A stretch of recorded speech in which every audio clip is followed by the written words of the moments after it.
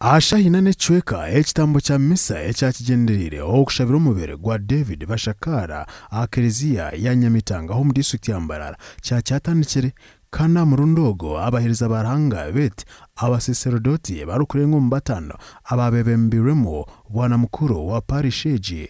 nabo bayekaho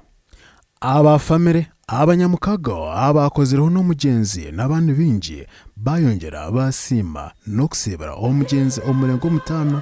ubarukutaho ebirabyo ahasandoki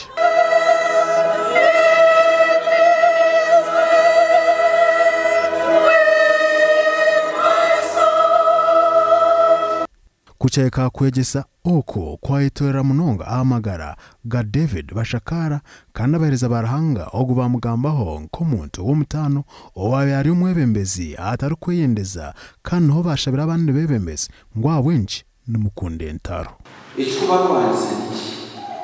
but we need leaders and faith to fight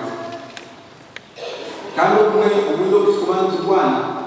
abamwendo barwana abakuba tibarkwenda kwamazima gagambo Bashakara agenda kwikiza akunda ekereziya akunda abantu akunda emirimo kunga emirimo yayo nakora Ruhanga agenda amwebembeza abebembezi imwe abakina oburyarya nimwe mwagambwaho nk'eshonga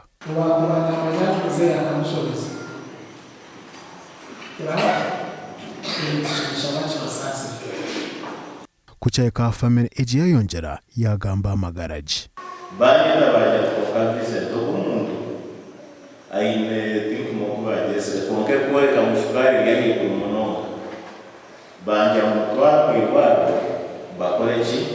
bamuteke makanaka okuba kitu nzese yonzi kwashi amani azokwa yebe kumishene ndatu mushabo lokora yochi ntiza kureba ndi kureba ndi sinje mari ati yo kujenderi akushobore kugera kakundegaza yino bale namanyamerera